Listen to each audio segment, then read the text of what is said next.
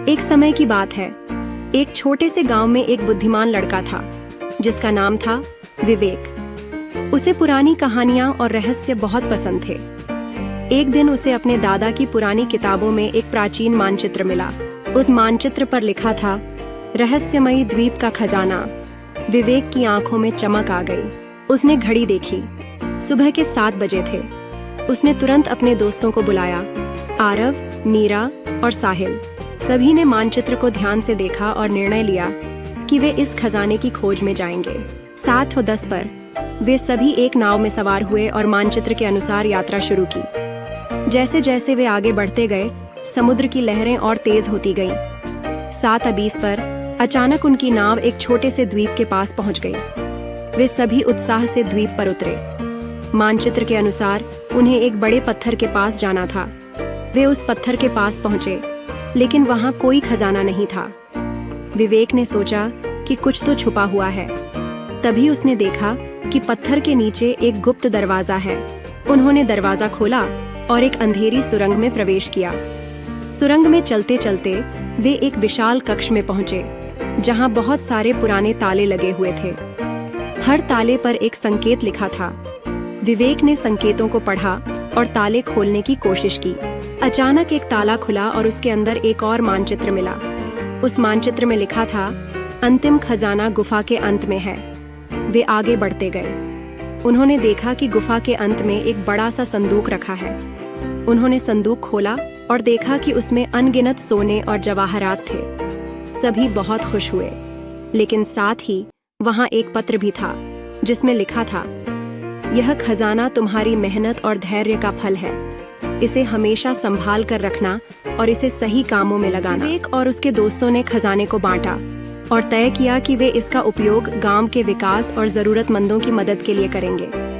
और इस तरह विवेक और उसके दोस्तों ने न केवल खजाना पाया, बल्कि यह भी सीखा कि असली खजाना मेहनत और ईमानदारी में होता है।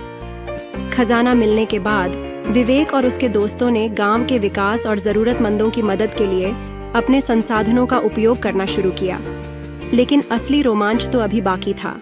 कुछ महीनों बाद विवेक को उसी प्राचीन मानचित्र के पीछे कुछ और संकेत मिले। उसने दोस्तों को फिर से बुलाया और उन संकेतों का अध्ययन किया। इसमें लिखा था, खजाने की असली ताकत छुपी है 5 तत्वों में। विवेक की जिज्ञासा और बढ़ गई। अगले दिन सुबह विवेक, आरव, मीरा और साहिल ने गांव के बुजुर्ग पंडित जी से सलाह ली। पंडित जी ने बताया कि 5 तत्व पृथ्वी, जल, अग्नि, वायु और आकाश का रहस्य समझने के लिए उन्हें गांव के 5 पवित्र स्थलों की यात्रा करनी होगी। उन्होंने बताया कि हर स्थल पर एक संकेत मिलेगा जो अगले स्थल का मार्गदर्शन करेगा। सुबह 8:30 पर उन्होंने अपनी यात्रा शुरू की। पहला स्थल था गांव का पुराना वृक्ष, जिसे पीपल का वृक्ष कहा जाता था। वे वहां पहुंचे और वृक्ष के नीचे खुदाई शुरू की।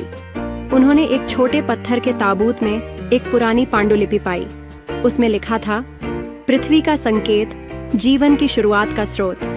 अब वे दूसरे स्थल की ओर बढ़े, जो गांव की पवित्र झील थी। वे झील के किनारे पहुंचे। पानी के नीचे एक पत्थर का छोटा संदूक मिला, जिसमें दूसरा संकेत लिखा था, जल का संकेत, शुद्धता और धैर्य। तीसरा स्थल था गांव का पुराना मंदिर, जो अग्नि देवता को समर्पित था। वे मंदिर पहुंचे और अग्निवेदी के पास एक और संकेत मिला। इसमें लिखा था, अग्नि का संकेत, ऊर्जा और शक्ति। चौथा स्थल था गांव के बाहर एक ऊंची पहाड़ी, जो वायु के प्रवाह के लिए प्रसिद्ध थी।